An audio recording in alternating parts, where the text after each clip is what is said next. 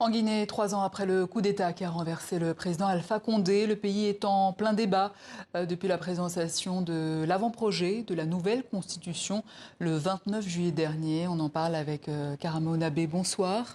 Bonsoir, madame. Vous êtes le représentant du RPG, le parti d'Alpha Condé en France, et le coordinateur du RPG en Europe. Alpha Condé est en Turquie aujourd'hui depuis son renversement le 5 septembre 2021. Comment se porte-t-il aujourd'hui ? Oui, bon, je pense qu'aujourd'hui, Alpha Condé se porte comme un jeune de 30 ans, s'il faut le dire comme ça. Nous sommes assez étonnés de voir qu'à cet âge-là, aujourd'hui, il se porte à merveille et que la junte qui est arrivée au pouvoir, malheureusement, après lui, a fait regretter toute la gestion, en tout cas, que Alpha Condé a eu à faire. Aujourd'hui, à Conakry, malheureusement, il n'y a plus de courant électrique, il n'y a plus d'eau, alors que Conakry avait le courant 24 heures sur 24. Aujourd'hui, il y a des disparitions de personnes de la société civile et puis des arrestations de personnalités politiques. La corruption bat son plein. L'injustice est devenue la boussole de la transition, contrairement à toutes les promesses qui ont été faites par le chef de la junte. Donc aujourd'hui, Alpha Condé est très heureux, aujourd'hui en tout cas là où il est, puisque contrairement à tous les autres présidents qui ont perdu le pouvoir, le peuple guinéen le réclame aujourd'hui à bras-le-corps. Mais Monsieur Nabé, que répondez-vous à ceux qui accusent le RPG d'être en partie responsable de l'avènement des militaires au pouvoir aujourd'hui ? Bon, vous savez que ceux qui disent ça ne savent peut-être pas toutes les réformes, en tout cas de l'armée que le président Alpha Condé avait entamées.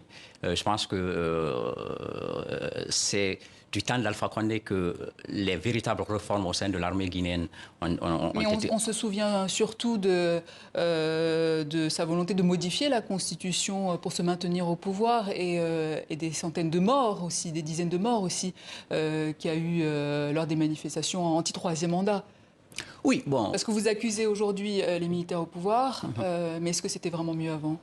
Oui, bon, c'est largement, comment dirais-je, plus déplorable aujourd'hui qu'avant parce que c'est vrai qu'on avançait des chiffres, tout ce qui se passait au temps du président Alpha Condé, c'est que la liberté de presse n'était pas confisquée, les leaders politiques n'étaient pas arrêtés, les médias n'étaient pas fermés. Je vous rappelle qu'aujourd'hui, les plus grands médias de la République de Guinée sont fermés, l'Internet même a été coupé pendant un très bon moment. Il n'y a pas de disparition de personnes aujourd'hui.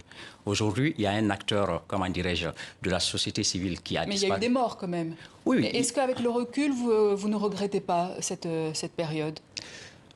La période d'Alpha Condé est regrettée aujourd'hui par tous les Guinéens. C'est ce que je disais tout à l'heure en préambule. Non, vous ne regrettez pas les faits qui ont amené le fait que les militaires soient au pouvoir aujourd'hui. La question qui se pose, c'est qu'en démocratie, est-ce que la modification constitutionnelle est interdite? Non. La démocratie, par définition, c'est demos kratos, ça veut dire pouvoir du peuple. À partir du moment où le peuple lui-même il a sollicité du président Alpha Condé qui se représente, je pense que peu importe le nombre de mandats, c'est parce que le peuple a vu toutes les réalisations que le professeur Alpha Condé a faites en ce moment, notamment dans le cadre de l'agriculture, dans le doublement du PIB qui est passé de 6 milliards à 12 milliards, dans le cadre des projets qui ont été, par exemple, effectués pour les jeunes, notamment le projet FOGEC, par exemple, pour les femmes, tout ce qui a été fait, les 3 barrages hydroélectriques que le président Alpha Condé avait construits.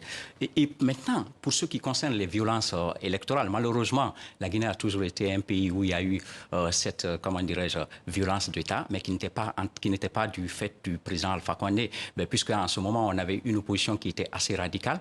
Et d'ailleurs, aujourd'hui, vous voyez que ce sont plutôt les militaires qui tuent, alors qu'en ce moment, la question se posait réellement, est-ce qu'au sein des manifestants, il y a des gens qui ne sortaient pas armés?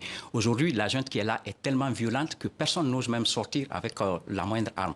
Puisque à chaque manifestation, ils ne font que tuer les manifestants. Déjà qu'il y a des enlèvements et des disparitions mystiques qui se passent au pays. Donc, vous imaginez alors ce qui se passe. Donc, aujourd'hui, cette période, c'est vrai, la mort de tout Guinéen est regrettable, parce que le premier droit auquel une personne a c'est le droit à la vie. Donc aujourd'hui, nous regrettons la mort de tous les Guinéens, mais la situation actuellement en Guinée est pire. C'est vraiment la pire de toutes les juntes en Afrique de l'Ouest. Mais vous dites qu'Alpha Condé avait le droit de modifier la Constitution, alors pourquoi avoir boycotté l'écriture de cette nouvelle Constitution aujourd'hui? Je vous rappelle que contrairement à ce qui se passe aujourd'hui, Alpha Condé avait la légitimité populaire. Ça, c'est important. C'est le peuple qui l'a élu.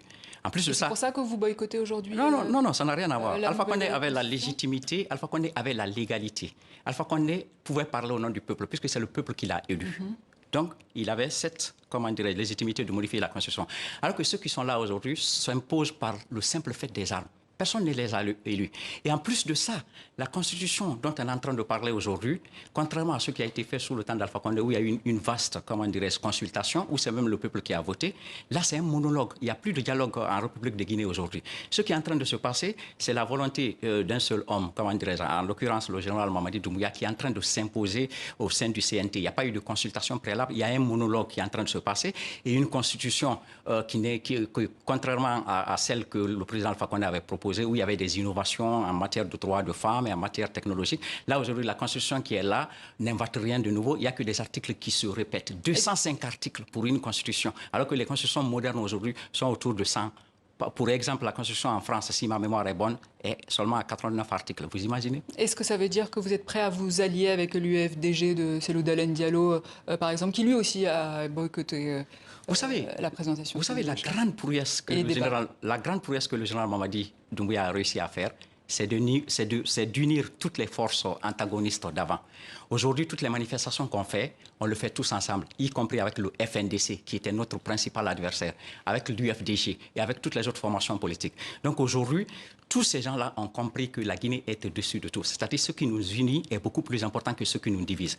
Par exemple, le 20 juillet... Vous êtes prêt à vous allier avec vos plus grands opposants, qui étaient l'UFDG, par exemple? Ce n'est pas qu'on est prêt à s'allier. On fait déjà beaucoup de choses ensemble dans le cadre des forces vives qui ont été créées, par exemple, il y a plusieurs années. Et là, récemment, au mois d'avril, il y a une entité encore qui a été créée qui s'appelle Union Sacrée. Le 20 juillet, par exemple, à la place de Clichy, ce sont toutes ces différentes entités-là qui se sont réunies pour dire à Mamadi Doumbouya que la Guinée est beaucoup plus importante que chacun d'entre nous. Donc nous laissons nos petites querelles de côté. Nous voulons mettre fin à la confiscation des libertés publiques. Nous voulons mettre fin à la restriction des libertés des médias. Nous voulons mettre fin aux disparitions. Et dans ce cadre-là, je pense que tout le monde se donne la main aujourd'hui pour faire en sorte que... D'ailleurs, M. Nabé, si cet avant-projet constitutionnel est validé, le président Doumbouya et les membres du gouvernement peuvent se porter candidat à la présidentielle. Qu'en pensez-vous? Oui, c'est ce qui est dommage.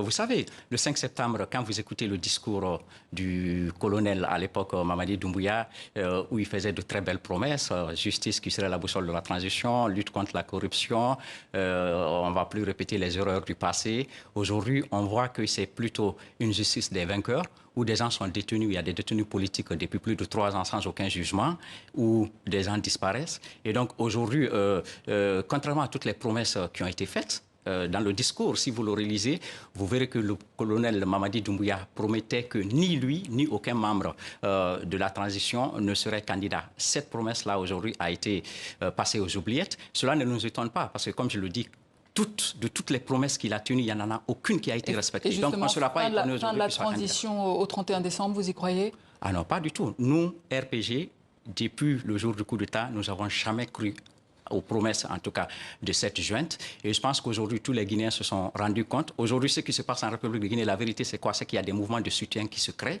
Là, par exemple, la semaine dernière, il y avait toute une délégation qui était à Zérékoré, au sud de la Guinée, pour aller rencontrer le patriarche. Ils ont été à Bela, à Lola, et c'est la même chose qui se passe du côté de Kankan et de Sigiri, pour porter la candidature du général Mamadi Doumbouya aux élections. Donc nous avons toujours dit qu'il n'y aurait jamais d'élection organisée par Mamadi Doumbouya. Donc même tous les protocoles d'accord qui ont été signés avec la CEDEAO et qui mettaient fin à la transition au 31 décembre de cette année ne seront pas respectés. Le Premier ministre lui-même, il l'a dit officiellement, et le porte-parole du gouvernement, Ousmane Gawal Diallo.